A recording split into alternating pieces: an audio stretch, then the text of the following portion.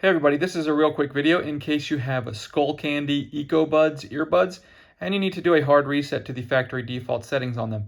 Now you're going to want to do this for one of two reasons. The first one is troubleshooting.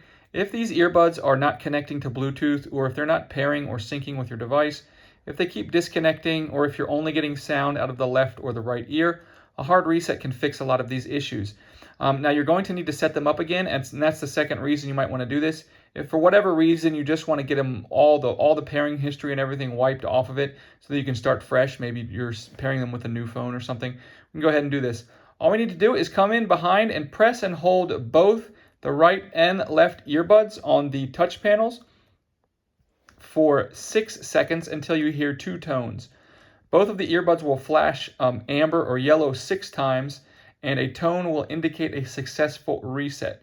You can let go, and then a voice prompt will say ready to pair. Because they're finished resetting, they'll automatically go into pairing mode, and then you can just go ahead and set them up so they'll flash white.